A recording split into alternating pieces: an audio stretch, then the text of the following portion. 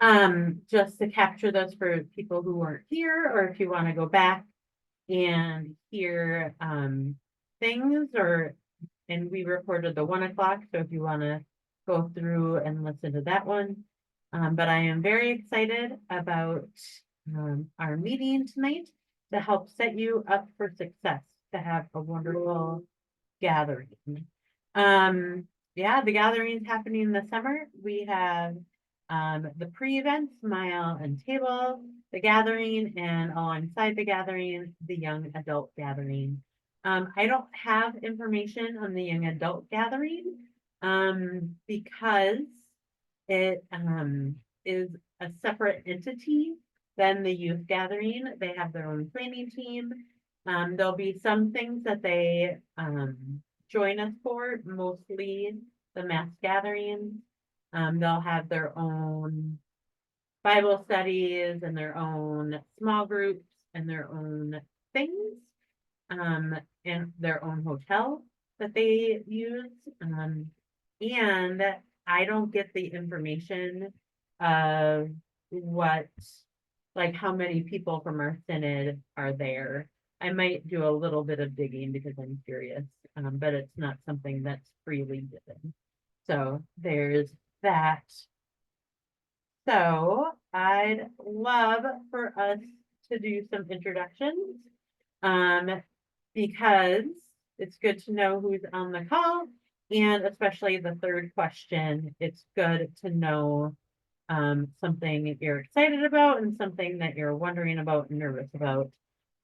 Because if you're nervous or wondering about it, probably someone else is as well. So I'll go first. I'm Chris Grenier, and I get to work at the Synod office. And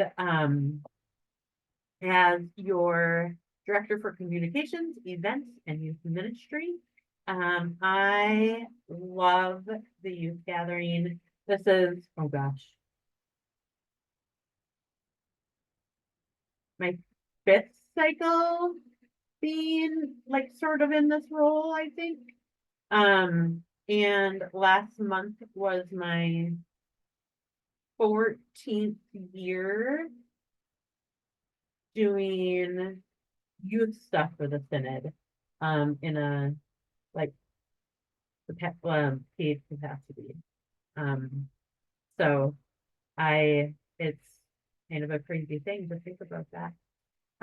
Something I'm excited about. I get to go to the gathering this summer, but I am so excited that I get to go to Mile. The multicultural youth leadership event. We haven't had people attend Mile or table in over 6 cycles. And we have youth going to Mile and table this year. And it just makes me so incredibly happy. And I get to be an adult leader for Mile. And I'm just so excited to get to experience that. We get to walk along some of our Indigenous neighbors to learn more about Mile and just experience that with them. Something I'm wondering about is the gathering is going to be, every cycle is different, but this cycle I feel like is going to be a little bit more different because the typical muscle memory of the gathering is planning for about 30,000 people, and right now they're at about 15. And so it's going to be an amazing gathering, and what they have planned is going to be amazing. They're making a couple tweaks that we'll share about this evening, but I'm wondering how it's going to feel. And because it will be so different from my previous experiences. And I hope that people who have had previous experiences don't walk into it with that mindset that people are open. So I'm going to stop talking and I'm going to stop sharing the screen. and I'm gonna let anyone go. I'm Sarah Knopf. I serve as the Director of Children, Youth, and Family Ministry at Our Savior's Lutheran in Barnesville. I've been here for 10 years, and this will be my 4th gathering cycle as the trip leader. I am excited to go to a gathering again. It's been a while. So I'm really looking forward to that. I have 11 kids from my own church going, and myself and 2 other adults. This afternoon, I said that I was nervous about transportation and getting there, and then I got that taken care of this afternoon. So I'm relieved about that. But I am, oh, there's a child. Oh, okay, next.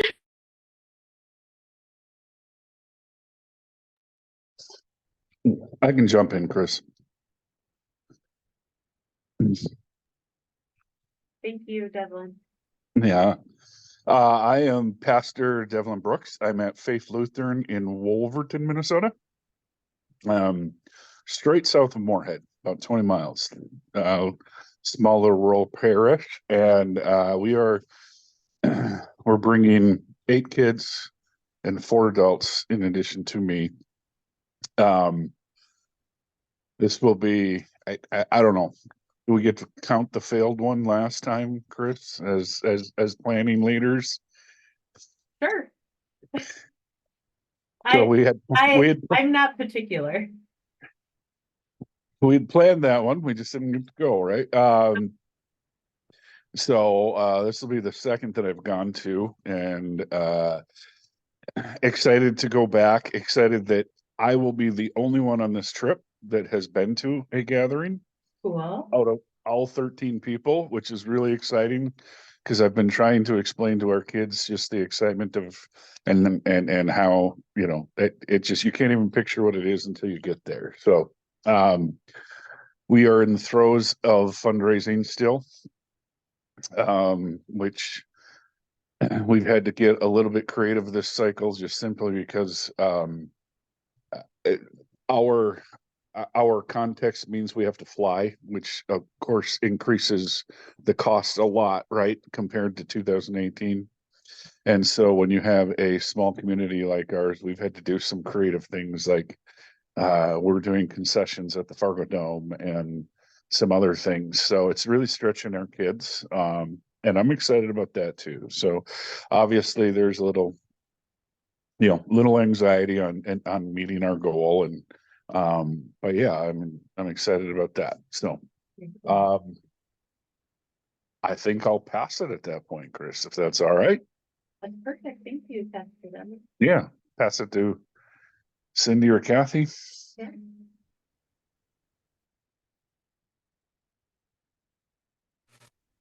Hi, I'm Kathy Miller. I'm with Twin Valleys Zion Lutheran Church. This will be my first youth gathering with my youngest child. So this will be my last opportunity to go. I had a senior in the year 2020, so we missed out on Minneapolis, but kind of excited to see one. It'll be my one and done, I guess, but we are taking a rather small group. We are a multi-church, multi-point parish. So 4 different churches make up the parish. And between the 4 churches, I think we are sending 8 kids and 2 chaperones. So, Awesome. Yeah. Right. What parish are you part of? Wild Rice. Okay. So Pastor L's your... Yes. Okay. Yes. So you're going with Bethlehem and Ulen. Correct. Yep. We're teaming up with Ulen. Okay. Yes, we'll be traveling with them. And so our schools combine to make an athletic team. So these kids know each other very well. So very cool. Yeah. So something you're excited about, nervous about? Not really. I've done a fair amount of traveling, I guess, so I have no travel concerns. I believe we are working with a travel agent, so that always helps to take a little bit of the stress out. I'm fairly familiar with all the kids. I don't believe there's going to be, any issues, any anxiety, any stress with taking kids away, for a week. I'm certainly excited to see what the youth gathering is all about. I know people who have gone in their youth. I went myself when I was much younger. So I'm just kind of excited to see, the group of kids and what they're going to get and gather from the week. So Awesome. Yeah. Thank you so much, Cindy. And Kathy?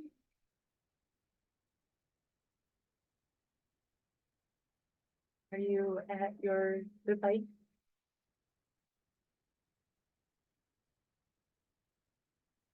I think Kathy muted.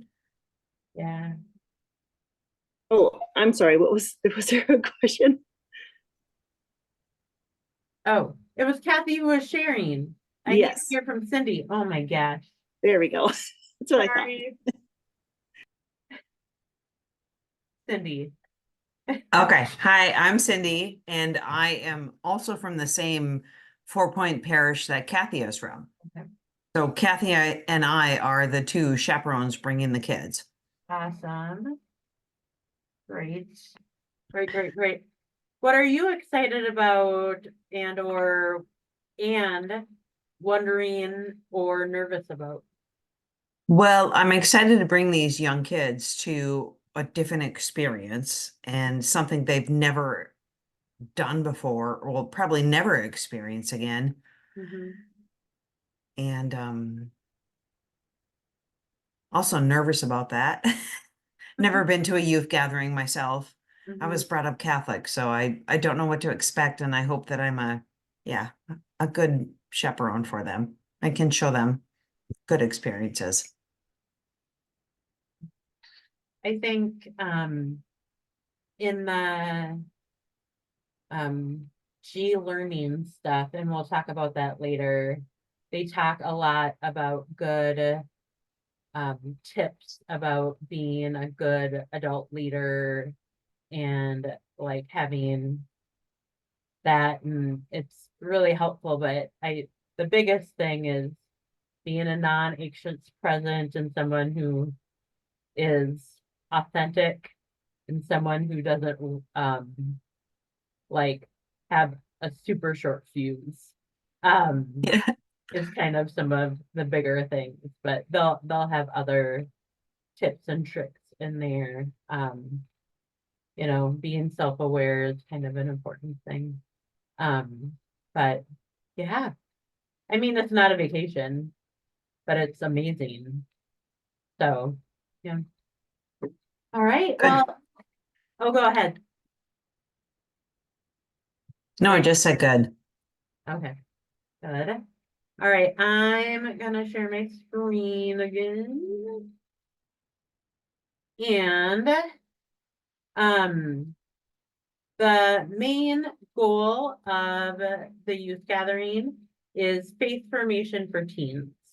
And then the ministry goals is that the youth are affirmed and challenged in their faith, that they get to experience new perspectives, that they ponder their vocation, that they bond with their congregational group, and that they learn more about the ELCA and our partners. So they're very intentional about offering things throughout the entire gathering that would weave this in. It's not going to be like, this is the time that you're going to ponder your vocation. It's just part of the DNA of the gathering.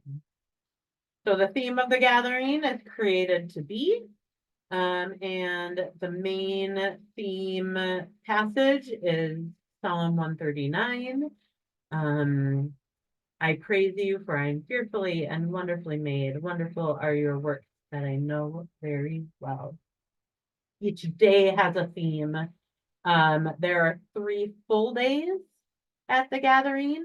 And then the first day is the beginning day, which is it's mostly the opening worship, and then the last day is the closing worship. And so everybody, no matter what synod you're in or your cycle, will have these as the days. So we'll start out brave and we'll end with disciples. Oh, and another thing, if you have questions at all throughout this presentation conversation, please just interrupt. There is a time for questions at the end, but sometimes it's easier, like when we're in the topic, to discuss something. So please, it's not an interruption, it's a clarification. So please ask. So a big part of this gathering is transportation. So I would love to know how you all are getting to New Orleans. Oh, wait, Kathy and Cindy are flying, and Sarah's flying, and Devlin's flying. All right. Cindy and Kathy are flying from Fargo. Sarah's, right? Cindy, I don't know if you've heard or not. I can't recall if we were flying out of Fargo or if we were flying out of Minneapolis. That's what Pastor Lori said. Okay, then that. Okay. She was that I at the would- 1 o'clock. Yeah. Okay, She was at the 1 o'clock. It's out of Fargo. Yeah. perfect. Yeah. And then Sarah's out of Minneapolis. Pastor Devlin, are you Fargo or Minneapolis? We are Fargo. Do you already? Okay. Good. Yep. Fargo, and we're leaving Monday morning. What is it, the 15th or the 16th? Yeah, And you already have your tickets? we do. Yep. Okay, good. Tickets like got super expensive, like out of nowhere, like over $1,000. And so I'm very glad that all of you have your tickets. That was a big nervous point for our 1 o'clock session. But we are you guys are in kind of a sweet spot, so that's a good thing.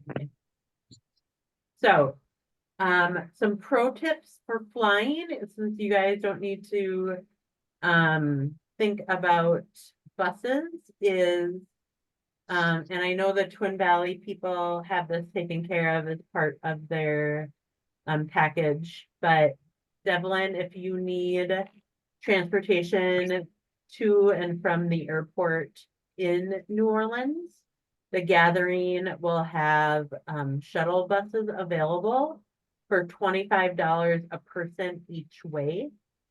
And there'll be a place to sign up for that on your registration when it becomes live. Okay. And it will be charter buses, and so it will be large and comfortable. You don't have to get into one of those 15 passenger vans and pay $40 a person each way. You don't have to try to find an Uber, and get different people in each Uber. And the airport's quite a ways away from where everyone will be. And I think my Uber in January was like $35 each way. And so yeah, I would suggest doing that shuttle if you need it, but I know our Twin Valley friends don't need that. All right. gathering programming. You guys are getting a little bit of an inside scoop. This isn't super widely known, but this is the order of our days. So our first day will start with mass gathering. And then our first full day will be Synod Day. Our second, our middle full day will be interactive learning. And our last full day will be accompaniment day. And there'll be community life opportunities each day as well. I have a different slide about Synod Day, so we'll talk about that in a little while. But interactive learning is at the convention center, and you will, it's 3 football fields long. It's a huge place. All like colleges and seminaries all have booths there that are interactive, hence interactive learning. They have ELCA World Hunger always does a really cool booth. Last cycle in Houston, they had a virtual reality experience. The time before that, they had a walk for water. And they have typically a really large area. And so that's always cool. There's often in the past high ropes courses, like bumper cars or like those hover cars. You can build wall studs for Habitat for Humanity. That's been in the past. Like, I don't know all the things that will be happening this cycle, but in the past, people can donate their hair or donate blood with permission. Sarah, did you hear about any of these things not happening? Okay, Sarah's gonna fill in some gaps. Donating hair and donating blood will not be happening Okay. this cycle. I can't speak to the other ones, but we just talked a little bit about those 2 things at the champion meeting. Okay, perfect. Thank you, Sarah.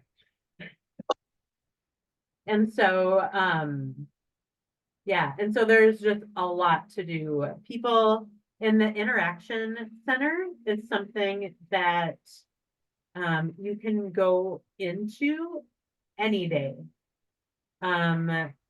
when you have free time, when it's open. And so like Synod Day and accompaniment day are all like half-day experiences. And so you can go into the interaction center if your group is just loved it. Old Lutheran will have a store there with shirts and all of that stuff. So that's the interactive learning. Accompaniment day is a day of service learning. It's there's 3 different tracks. So advocacy is learning how to speak for those who don't have the agency to speak for themselves.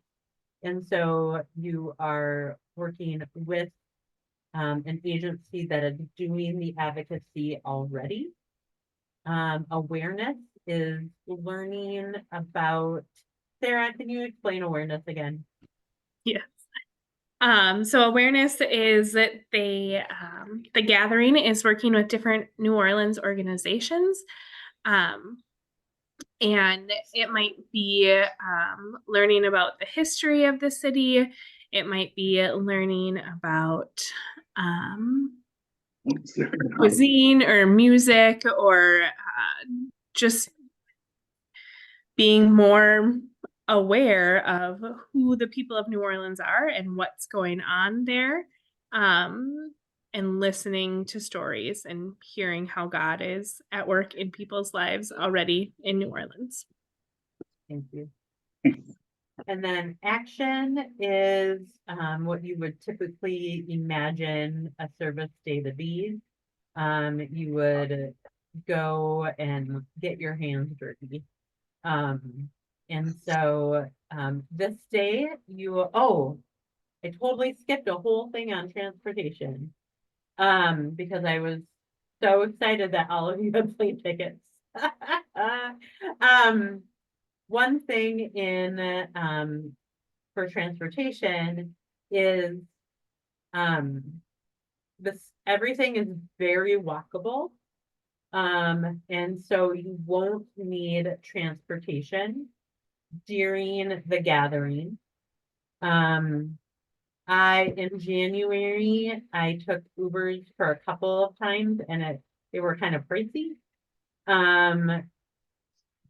But for accompaniment day, there will be transportation provided for you.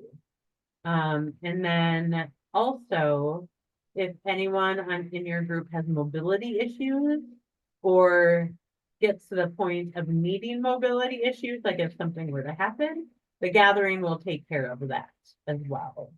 So you don't need to worry about like if someone sprains their ankle, you don't need to worry about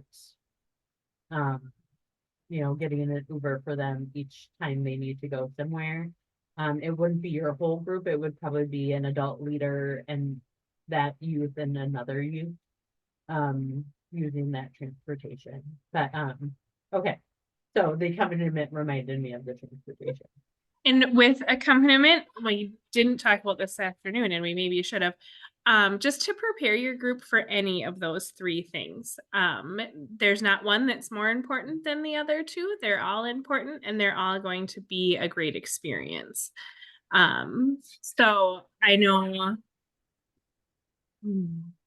7-year-old boys. I know that sometimes people get in their head like, oh, it's our service learning day or it's our service project day, and they think they have to do something physical and they have to get their hands dirty to make a difference, and that it's more than that. So to be ready for any of the three. And I believe that you might learn ahead of time which track you get, but you won't know what you'll be doing until that day. And so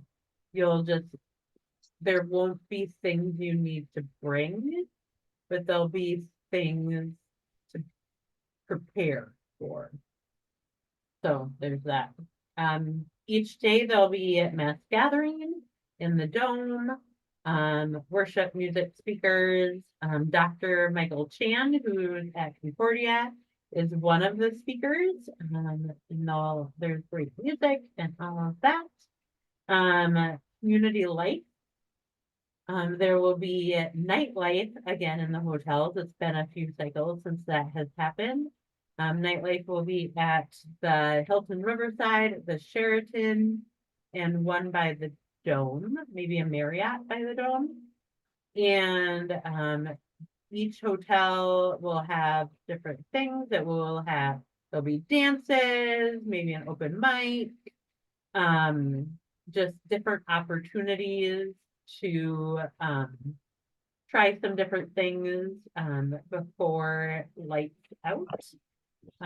So that is community life. In each hotel, there'll be a couple gathering volunteers that will be there for some hospitality and to answer questions. So there'll be someone in every hotel for that. Any questions about gathering programming?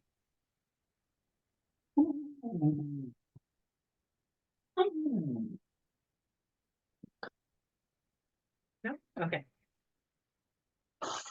The next thing we are going to dig deep on is Synod Day. Synod Day is our first full day. Synod Day is a day of worship and being together. Our Synod Day will be with the rest of the synods in Minnesota. I had a meeting this morning at 9 with the other champions in our state, talking about what the worship service will look like. The worship service will be about an hour long. We know it's that first full day, but we don't know if it's going to be at 10 a.m. or 2 p.m. until after April 15th, when the registration closes. And so we won't be able to like plan a whole lot around that day until we know if we have the morning or the afternoon. But it will be a worship led by the youth primarily, and the bishops in our state will be taking part of that as well. Our synod is in charge of the liturgy, and so I will need some people from your churches. If you have some young people who are gifted in public speaking and would be great to be upfront speakers for liturgy, that would be amazing. I'll send out an email in the future for collecting that information and talking, because I would want to set them up for success. But I'm going to do that after Easter. And have time for them to practice. It will be in front of at least 2,500 people. And so it's a rather large crowd. And so I want to make sure that they have like eyes wide open for knowing it's a large crowd to be speaking in front of. But I would love to have youth from various churches be there, be up front. And so there'll be different speaking parts. Excuse me. So another thing is we decided at our meeting this morning is that Synod Day is Minnesota Pride Day. So we are wanting everyone that day to wear a shirt that screams Minnesota. So it could be a sports, it could be like a loon, it could be like anything that says you're proud to be a Minnesotan. And so yeah, it could be a hockey wild shirt. It could be Devlin, do most of your people attend Moorhead? Or are they No, they are Barnesvillians or Breckenridgians. okay? So you know, they could wear, you know, town things like Trojans and, you know, or Yulin, or like, yeah, it's open, but just anything Minnesota-y. I have a shirt that says keep Minnesota passive aggressive or not, whatever you want. I might wear that day, but I'm also a hardcore Vikings fan, and so I might do that.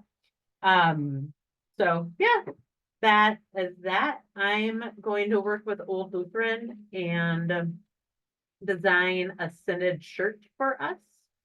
And that we would love to wear on our interaction day. So when people are walking around the interaction center, people will know like, hey, that's one of us.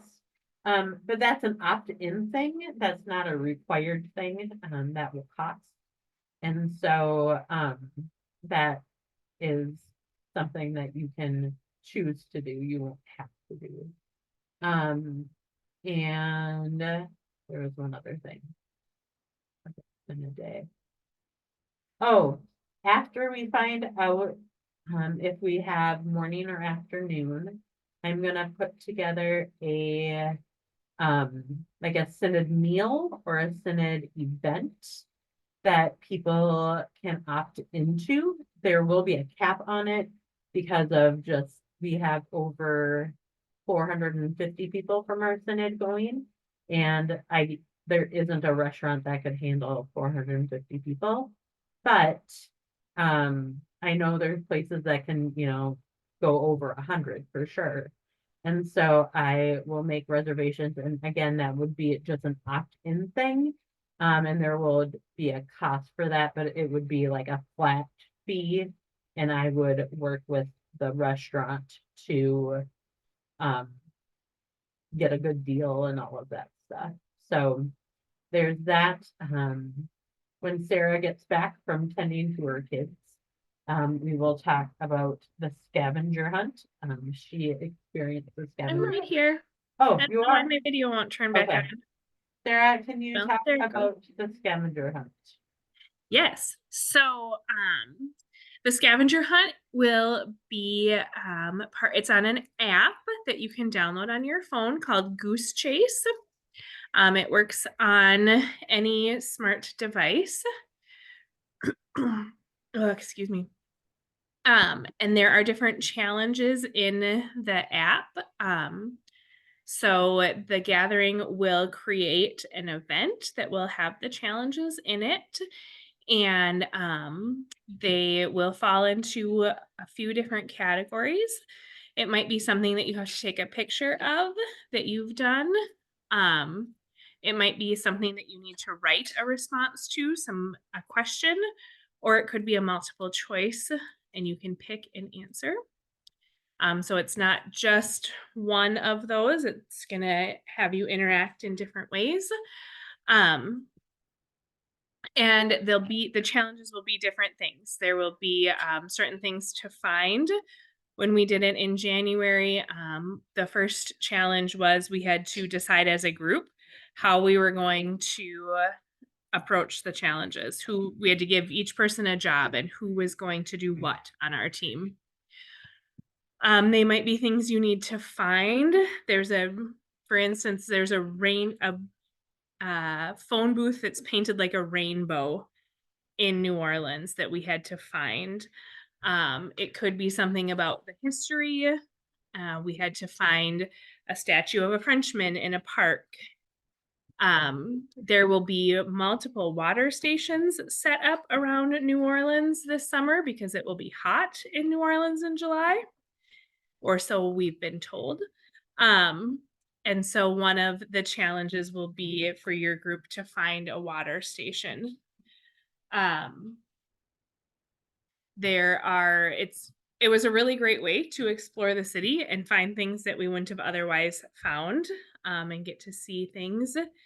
It's all a choose your own adventure. Yes, this is my 4-year-old. Isn't he cute? Stop. It's all a choose your own adventure kind of situation. You don't have to find everything, but you can.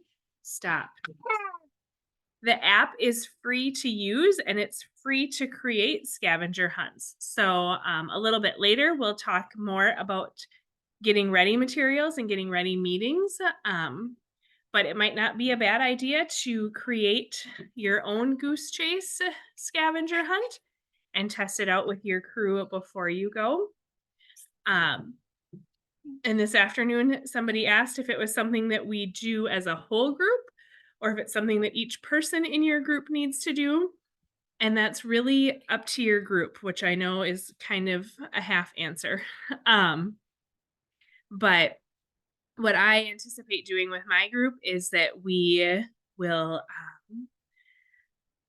I will already have them kind of split up into small groups for check-in purposes and for meals and that kind of thing.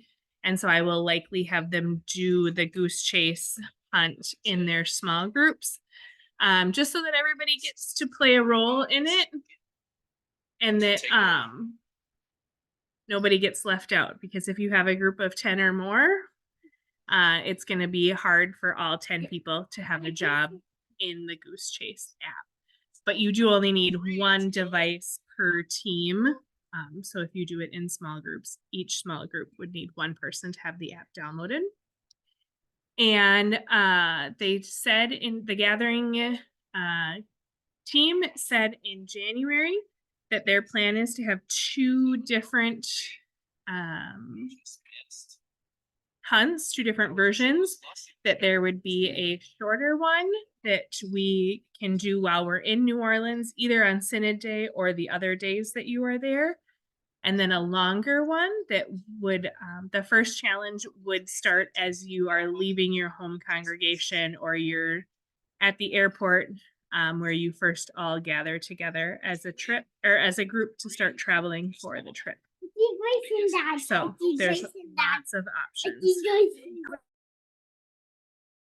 Another thing about the scavenger hunt is you don't, like Sarah said, you don't have to just do it on Synod Day. If you started on Synod Day, you can continue it on. The scavenger hunt is in response to people saying that there's so many things to the gathering that people didn't get to explore the city very much.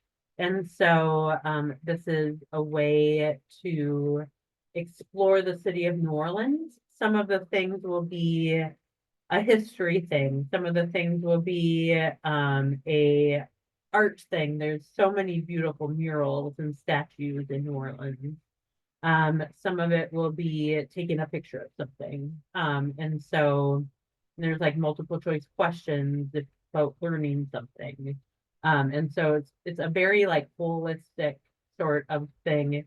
There'll also be tents, like pop-up tent thingies, with air conditioning, right? Sarah, you can just shake your head. With fans. With fans. To cool down and all of that. The And then last you have a funny name that looks like long nap, but it's French and I can't actually pronounce it. So yeah. Any questions about Synod Day?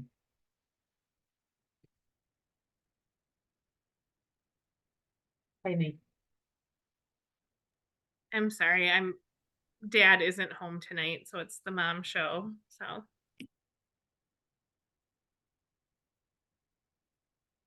Right. Seeing no questions on Synod Day, we'll continue on. Here are some important things about mass gatherings. So there is security to get into the Superdome. In previous cycles, the security was at the door when you enter in to the Superdome.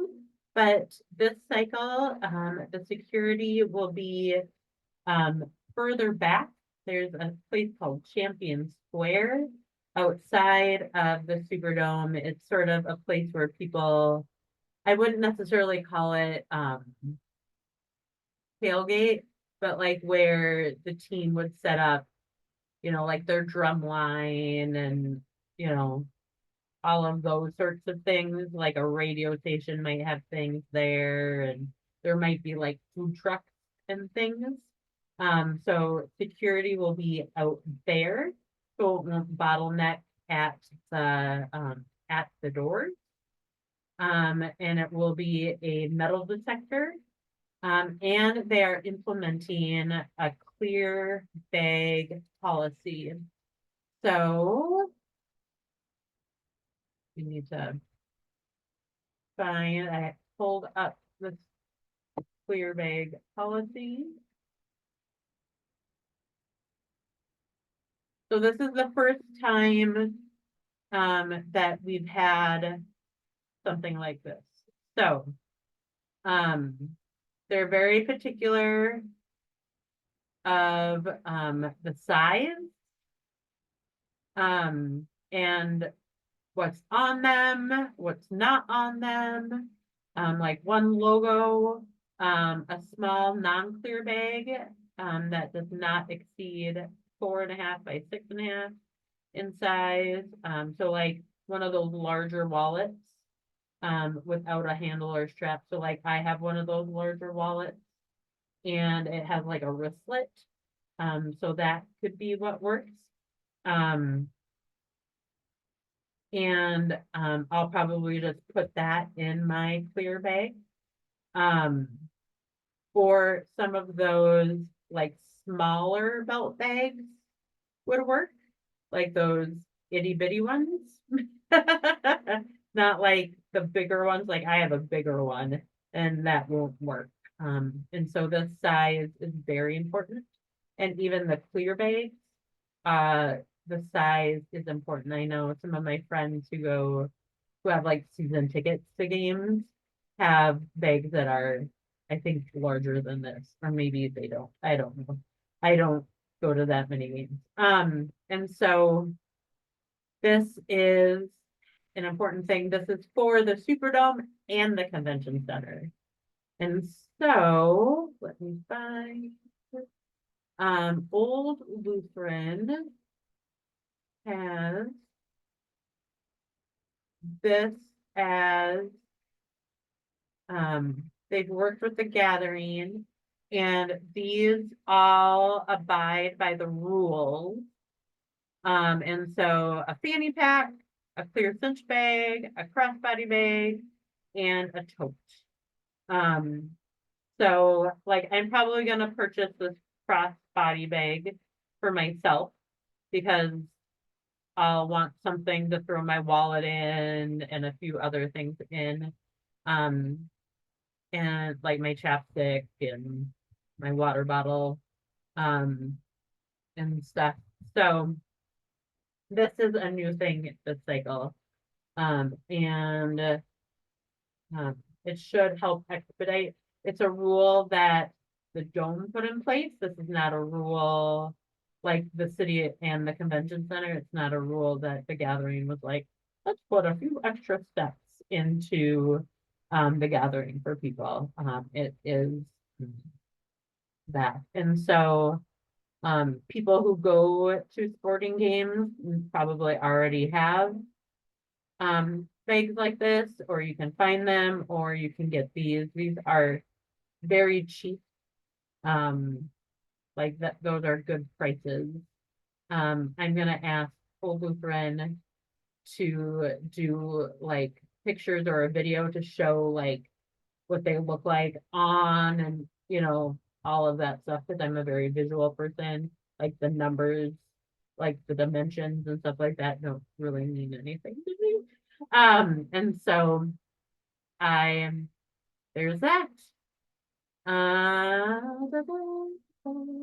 This Sarah? afternoon, we talked a little bit about water bottles as a part of this policy too. And as much as I love this bad boy, he'll be staying home. Or she, I guess. I'm a girl. That a clear water bottle to bring like an Nalgene instead of a Hydro Flask or a Stanley or something of that nature is going to help out a lot. And somebody had brought up a question about medical supplies. If you have somebody in your group that has some medical needs, and they would need more space than this clear bag policy allows. There will be one security checkpoint that people that have medical needs and medical exemptions can use, but that would need to be noted. Like that would be something that's in your registration portal now, in your registration paperwork. That wouldn't be like you can't make something up the day of. To bring in granola bars or something. Right. Yeah, so with water bottles, plastic ones will help expedite security instead of metal ones. And there are some water like fountains in the dome, but come with your water bottle full, because domes typically like people to buy beverages, and so it's not like a convention center where there's water everywhere, or hotels where there's places to fill up your water readily. So be prepared for that. Awesome. So there is a monetary offering that will be received during closing worship. on the last day. And we will find out closer to the time of the gathering what that is for. Typically, it's split, and I know typically part of that goes towards something in New Orleans. Or in that area, in that synod that does good, important work that we probably have work people have worked with. And the in-kind offering for this cycle is the entire gathering will be putting together hurricane survival kits. And so each region is tasked to bring different things, and we're region 3, and region 3 is asked to bring power banks. And so like this is my power bank. I was on an airplane yesterday, and so I had it in my backpack and ready to go. And so there are power banks I've seen online that are a little bit cheaper, and there are ones that are like pre-powered as well. And so once that comes up in my algorithm again, I'll save it and I'll put that up and share that. But that is our in-kind offering this time. I also, when I get to it, am going to put in a place and let other congregations know that they can give to the in-kind offering as well. And so we might be able to bring some power banks from churches who aren't bringing in before. Some tips about the gathering. It can, if you have people with sensory needs, sensory sensitivities, there will be a room that is more calm, more quiet for that will be in the gathering information and clearly marked. It will be in like a side room on the concourse. It's a neat experience. They work really hard on getting the speakers and the music and the experience to be meaningful. And so it's important to be engaged. The last couple of cycles, I've had young people say to me that they were bothered by the amount of adult leaders who were on their phones instead of paying attention. And so I would just suggest again to make sure that even the adult leaders are fully engaged. I know like things come up, you need to like text something quick, but not, you don't need to read your Kindle app on your phone during the gathering. As much as I'm in the middle of like a series that sucks me in, it is not the time. So for that.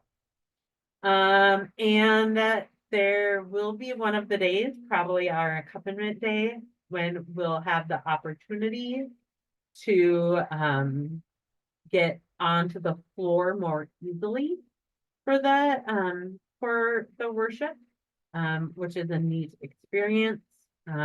It's kind of fun to sit in different places. I know Sarah shared at 1 o'clock that she tries for the floor, tries for the lower bowl, tries for upper, just to see what it's like.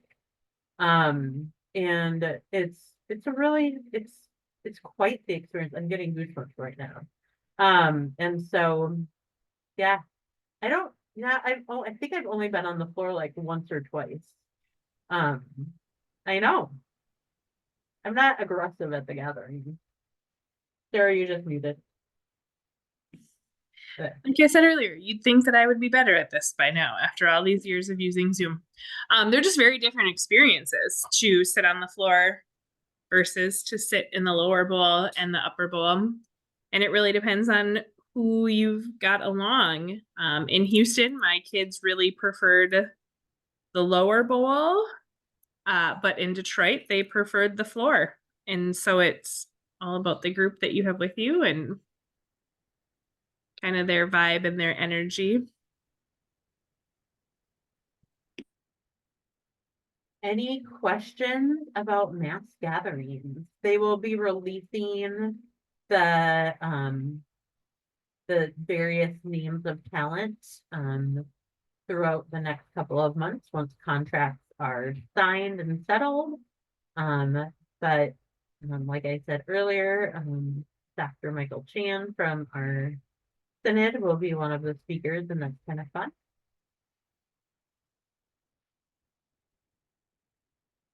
All right, seeing none. New Orleans. I love New Orleans. And I love taking young people to New Orleans. Because it is so different than Fargo Moorhead, Twin Valley, Wolverton, Barnesville. It's just, it's such a different experience. But it's still in the United States. And so just culturally, architecturally, food wise, there's just so many different, the music, the sounds. It's just, it's pretty amazing. There are some things to be mindful of. So I used to work at Glendon Lutheran Church.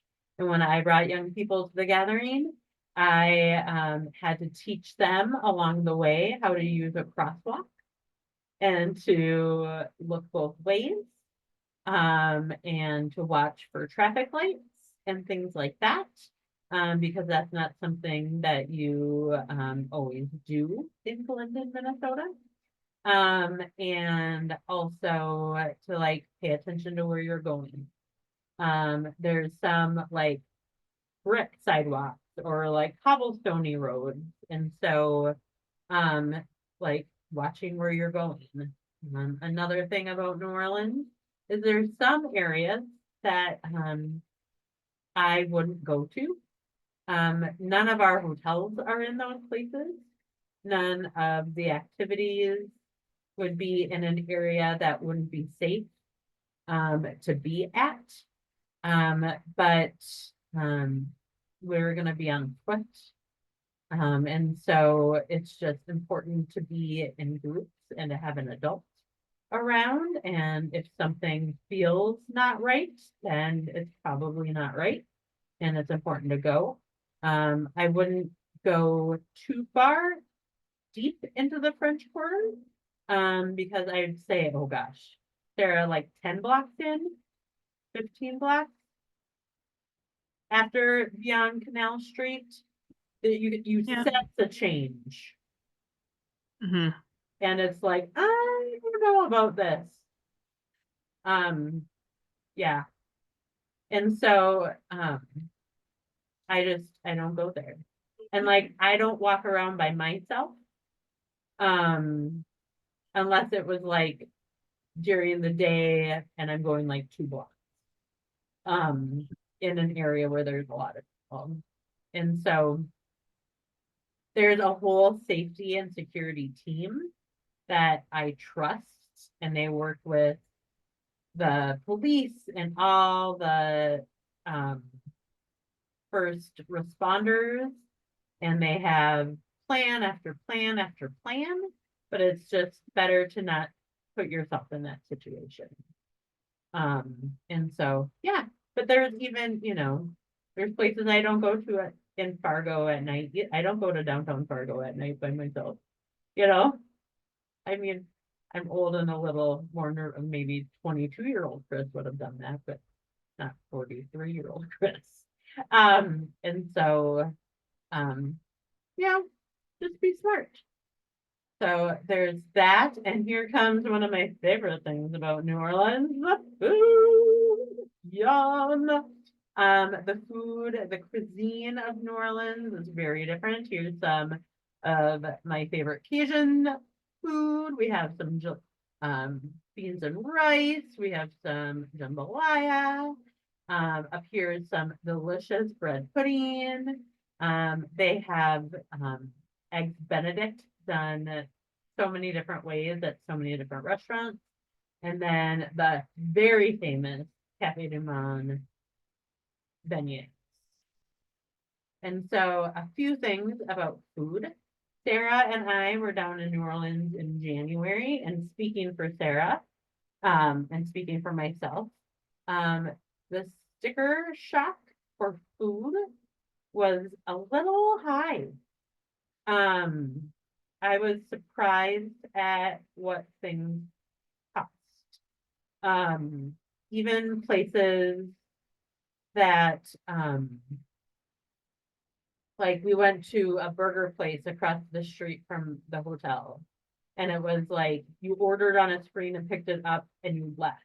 Like you couldn't, it wasn't like a sit down restaurant at all.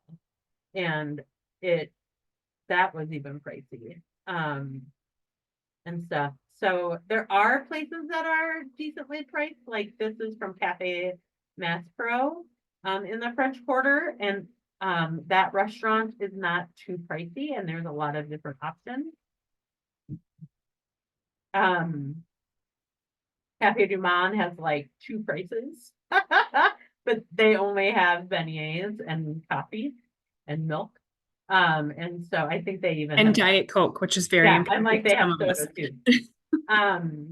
And so a tip about food is, a couple of tips about food.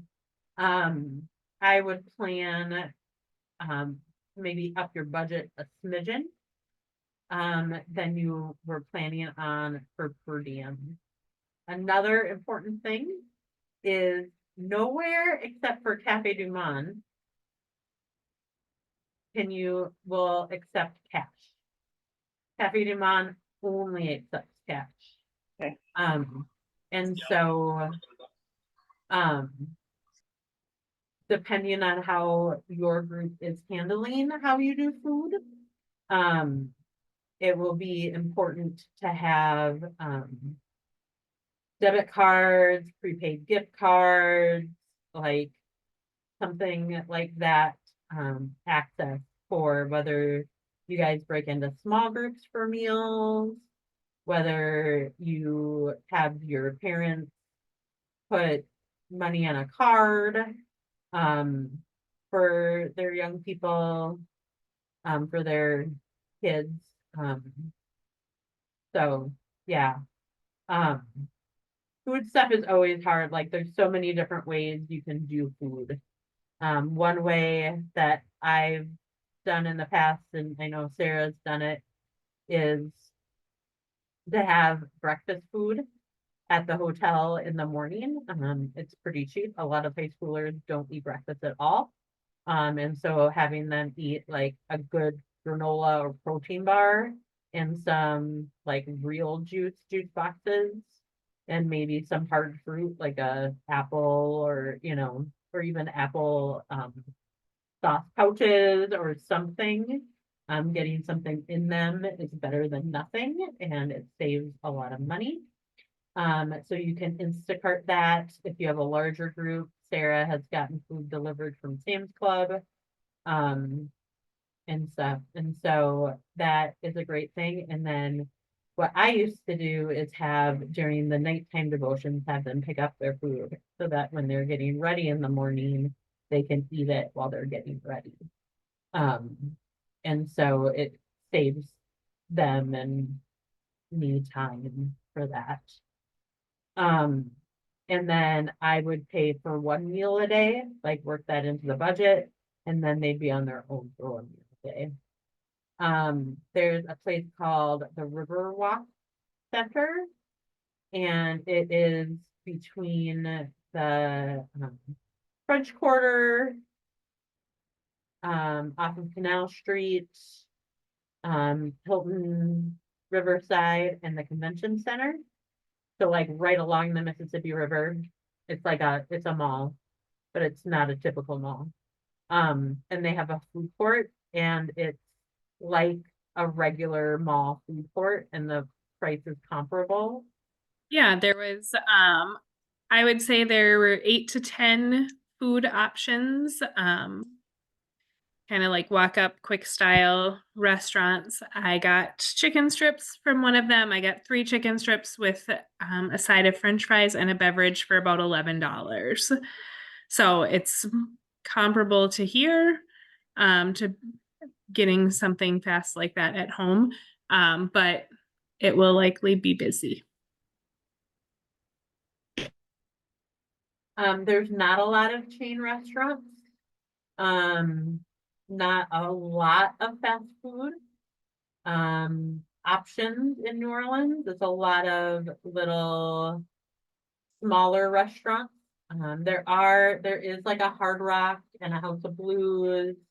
There's a Gordon Biersch brewery with really good food.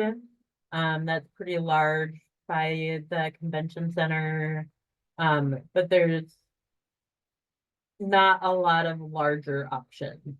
Most of them are sort of cafes, I would call them.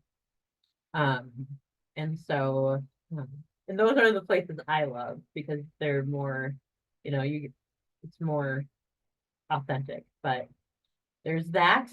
One thing to keep in mind is, if you have people with a lot of, dietary needs, especially shellfish, I would make sure that you're diligent about that, checking menus before you go. Be ready for that. There's a lot of shellfish in a lot of things. And so just to be careful of that and to be proactive. Anything else about food, Sarah?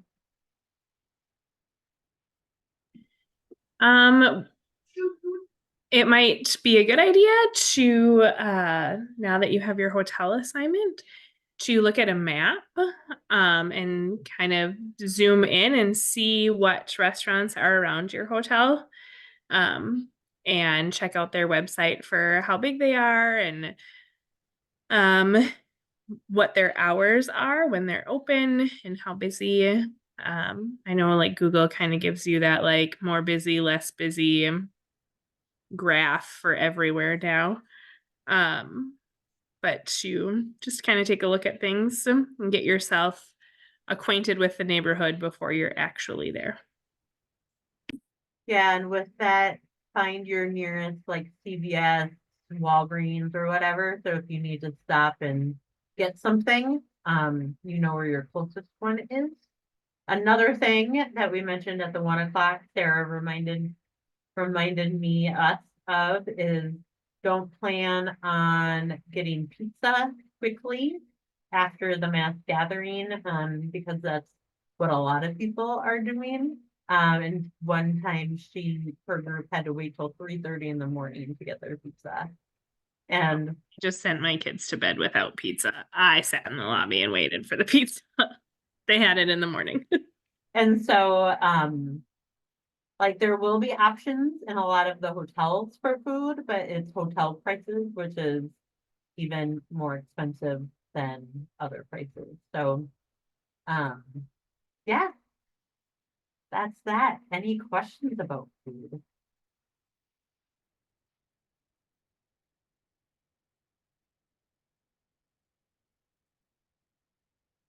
It's delicious. It's so fun to try new things. And I should mention, since I did earlier today, that this picture, why am I pointing at it? You can't see what I'm pointing at on my screen. Which picture? Tell me The the Cafe point. du Monde. Okay. So there are 3 Cafe du Monde locations that you will likely encounter. One is right across from Jackson Square in the French Quarter, and I believe that's where Christina took that picture. That's the original one. That's the one with all the history. There's another one in the Riverwalk Center or the Riverwalk Mall. And there is one in the airport in New Orleans.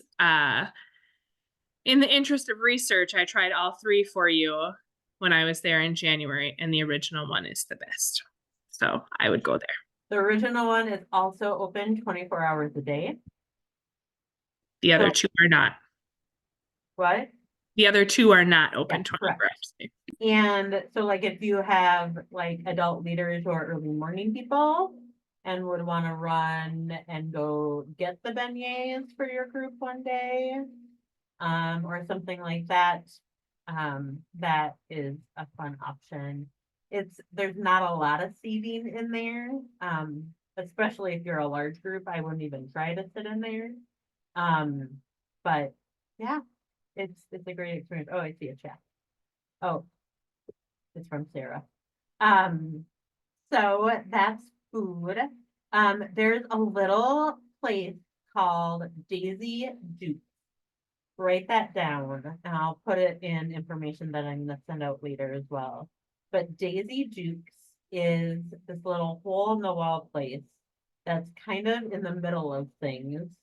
And it has some like New Orleans authentic food, but it also has like safe food for people, but it even has like alligator and things like that for people who are adventurous.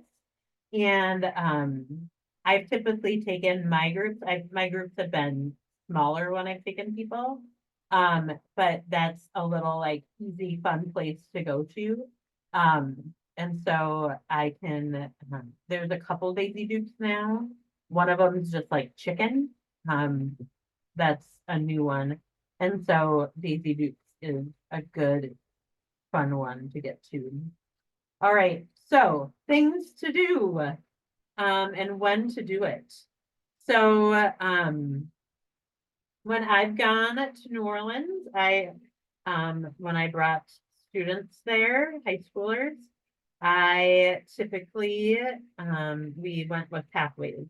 So we got there in time and we left after the gathering. So there wasn't days before or after. And so I figured out the best times to do some extra things without missing anything. I think it's really important to not miss out on any of the programming for the gathering. That's why you're going to the gathering. You're not going to the gathering to be a tourist in New Orleans, but that's always a good thing to do. So over here, this is at a swamp tour. There's a group, an agency company rather, called Cajun Encounters. And I believe it's the Honey Swamp or something like that, that they will come and pick you up in a bus. It's like a nursing home bus, so it's a nice bus. They would pick you up and take you back, and you get to experience swamp if you have any of your people who watch shows like Swamp Life or any of that. There's houses like those stick houses, like people living in the bayou, and stuff like that. It's really, really interesting. We did the swamp tour on the Interaction Center day. And so we would go to the Interaction Center in the morning, right away, and after lunchtime, we would go do the swamp tour. And we would get back in time to go to Mascot. And so we would get to experience the Interaction Center. And then you can always go back to the Interaction Center at different times too.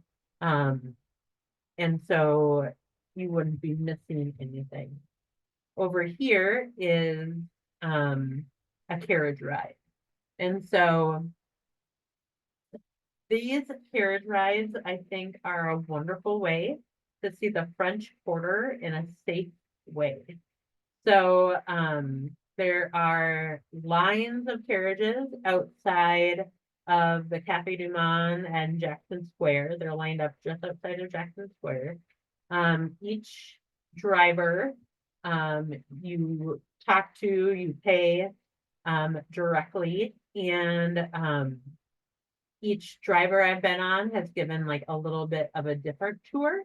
But you get some history, you get some culture, and you get to see the French Quarter in daytime and in a safe way while learning from someone from New Orleans, which I think is a neat thing. I know some people, some high schoolers, feel like I need to see Bourbon Street, especially maybe high school boys, feel like they need to write that on their list and check it off. And so this way is a good way, to see Bourbon Street, and, have it be a good experience. One of the ones I went on had the driver pointed out some places where, they sold slaves and they're, like different historical things.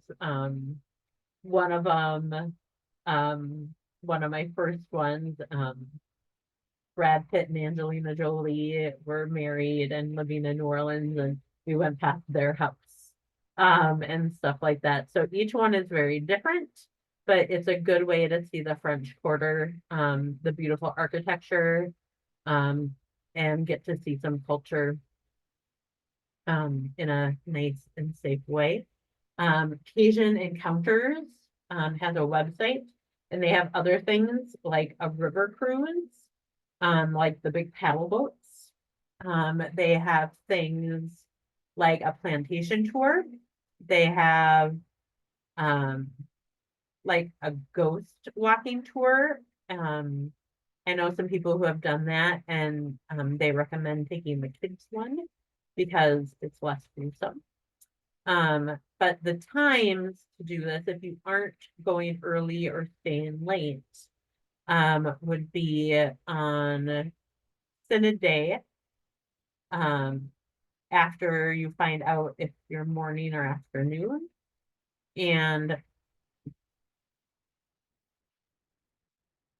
well, I take away Synod Day. Don't do it on Synod Day.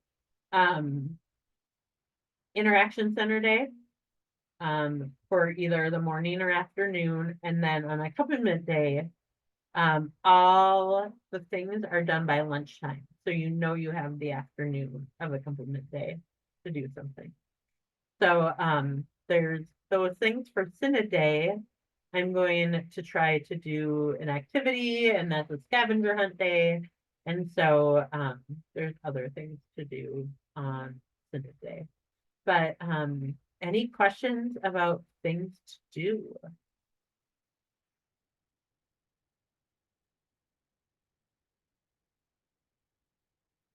No?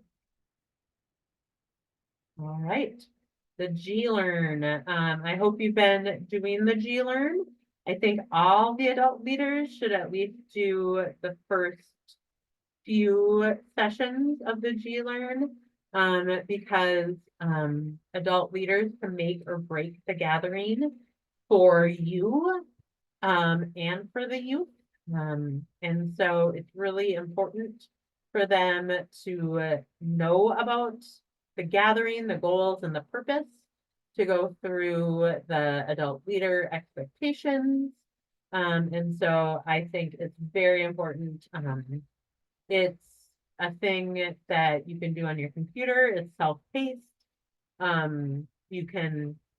There's videos and pro tips and all of those other things, and it's really well done. This is the first cycle that they've had something like this, and I think it's a really great tool, and I would suggest having all of your adult leaders, go through that.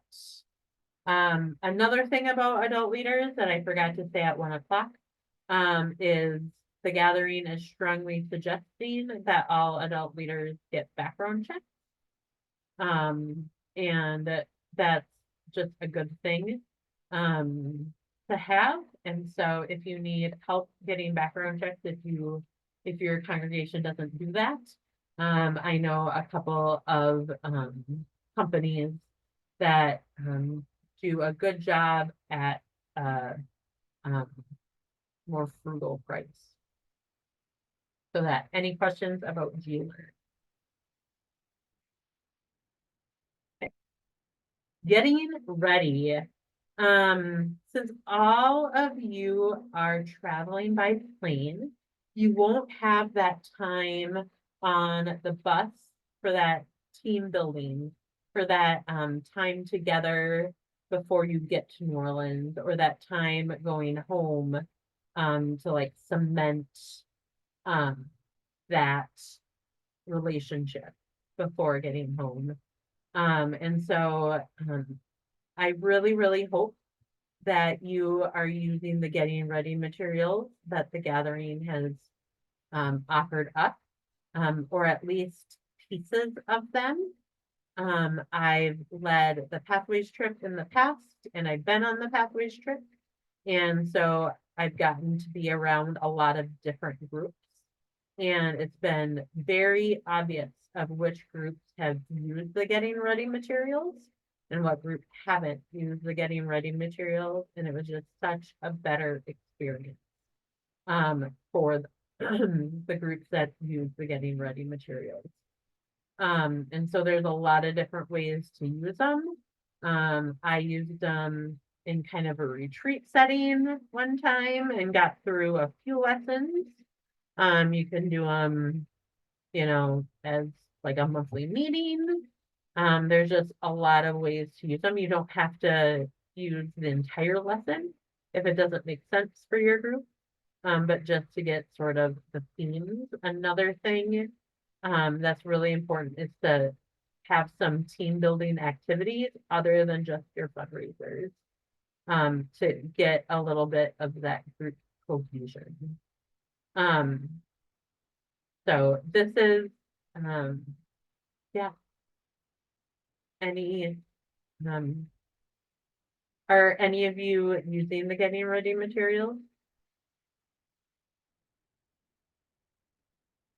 I know Sarah. Sarah, how are you using them? We are meeting monthly, so we meet one Sunday evening a month for about an hour and a half. And each of the 5 daily, I believe each of the 5 daily themes has 2 different lessons that you could choose to do for it. You could do both if you wanted. We've just picked one of them to do each month. So we talk about each of the 5 words: brave, authentic, free. The other 2 that I'm in the space on. I know one is disciples. Yep. And so we're together for about an hour and a half and we work through the material. There's always a little bit about disruptive. That was the last one we just did too. That should have been easy. And then we also have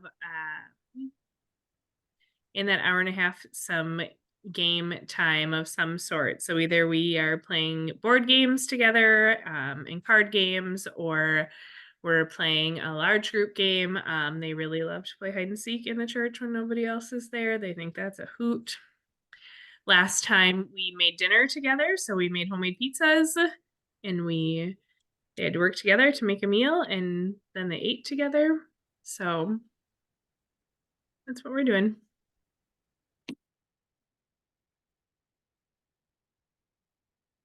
I keep doing my scroll thing. I need to stop doing it. It's not too late if you haven't done them. There's still opportunities. And like I said, you don't have to do the whole thing, but I would take pieces out of it. Because it will just set you guys up for success. Congregation connection. I think this is really important for ways to tie back with your congregation. before, during, and after the gathering. So, one beautiful way I've seen, congregation support, other than the amazing generosity of fundraisers, is for prayer partners, to ask the congregation, for people to be a prayer partner for, the youth.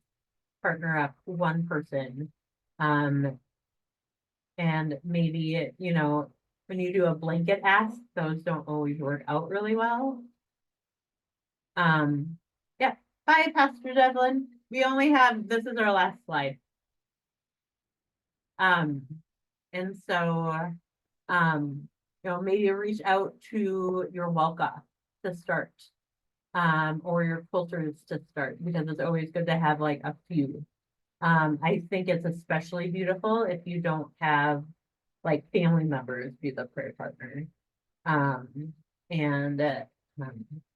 just have them get to know them a little bit, maybe have like a special like treat time or something, and have them get to know each other a little bit, and then learn about the trip, and then they can pray for them while they're gone each day. And um, it's, it doesn't have to be a lot of work, but what a beautiful thing to develop those relationships and have that little extra special buy-in with your people. Sharing it on social media, the ELCA does a great job posting different things on social media. It's easy to share on your congregation pages. In the past, they have live streamed the mass gatherings, and so that's easy to share that and just say, hey, join us for worship. And so your congregation can be part of worship with you. And then think of ways to connect when you get home. The gathering can be what some people call a mountaintop experience, kind of like going to camp or just having one of those uh, experiences where like you just really feel very close to God. And then when you come home, it's like that muscle memory, and like you just get back into the swing of things. And not that the gathering didn't matter, but it's just easy to get back to everyday life. And so what are some things that you can do to keep that keep your group going, keep the story going in your congregation? That could be a youth Sunday. That could be like doing something special for the people who donated money. But I also think it could be really good for just offering opportunities for your group. Like a get together a month later. Did this many, many moons ago, back when there were pictures and you would develop them and get doubles, and you would have double parties and you would get pictures from other people's doubles. But to have a get together and share experiences, and like a check-in and have a little bit of fun together, just to sort of keep that great momentum going. And like how wonderful to have high school students who had an amazing experience at this gathering around faith and God and Jesus, with adults who care, and then to come home and have that momentum carry on. It's just such a Holy Spirit amazing thing. And so to find ways to keep that going. I've known some churches to do like a regular thing, like a Bible study or, different things. And so, yeah, just keep that in the back of your mind. Anything else about congregation connections, Sarah? Any questions? We just have our Twin Valley friends left. Do you have any questions for Sarah or I? I don't have any questions. Nope. We threw a lot of information at you, Kathy. There was a lot. I've actually got a couple pages of notes trying to find the getting ready materials. So Okay, I'm gonna send a follow-up email to like the trip leaders. That and with some links and the recordings of these two Zooms so people can go back and watch them. Or listen to them. So, yeah. And Kathy and Cindy, if you have questions like later on, reach out to me, please. I want you, if you have a question, to ask me. I don't want you sitting and wondering. It's way better for you to have the answers you need than for you to be taking the time wondering. Okay? I would just, yeah. yes. Yep. Okay, sorry. And Chris, I don't know. I don't think I can share my screen, can I? I can Have it give set you up. the authority. Oh, yes, to I do can. this. Okay, Oh, no. no, I'll make you a co-host quick and then you can. I was just gonna show them. It's really easy. The getting ready Okay, materials are easy to find. And now I'm not gonna be able to see it easy. Where did I just put it? I did You found find them? them. Okay. Yeah, but I found them on my phone, so I can't really download. So I'll have to do that from my computer. Here, you could see what I'm looking at Sam's Club really quick too, because that everybody wants to see tonight, isn't it? Is what Sarah's looking at Sam's Club. Oh, come on. Now I've got this thing in the way. Oh, geez, that's cool. I know, right? Don't tell their dad, okay? So I just typed in elca.org. And then across the top, I'll go back a little bit so you can see across the top right here. I just clicked on I'm still seeing the thing. You'll have to do a new share. a new share. This one. Share. Now, do you see the ELCA page? Now I do. Yeah. So across the top right here where it says youth gathering, I just clicked on that. And resources over here on the right. And then getting ready materials is the very first thing under resources. So Got it. super easy to find. But the ELCA webpage is so not user friendly. Correct. And so, yeah. Glad it's not just me. Oh, for sure. I use Google like almost every time I need something from the ELCA website, and I use like ELCA, World Hunger Resources, like, and it takes me to the so yeah, it's not user friendly at all.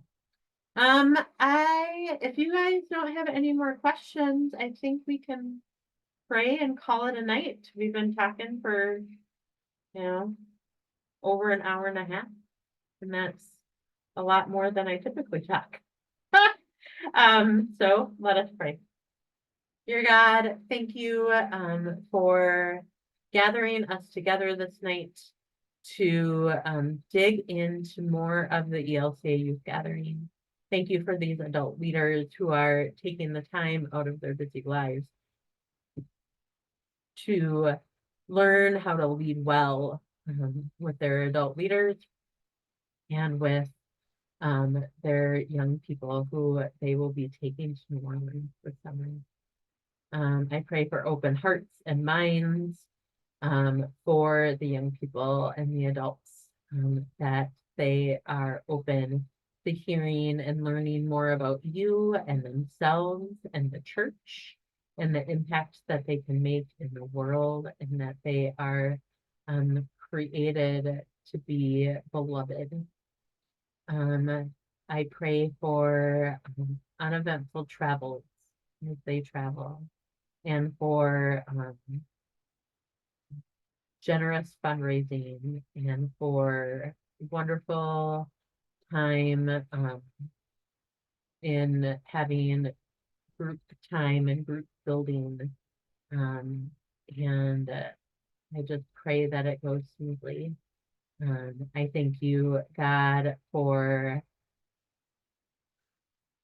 Will and Ben for sharing their mom tonight.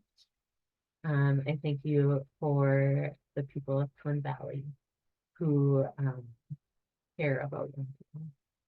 Be with all those who are planning the gathering and getting everything together. In your name we pray. Amen.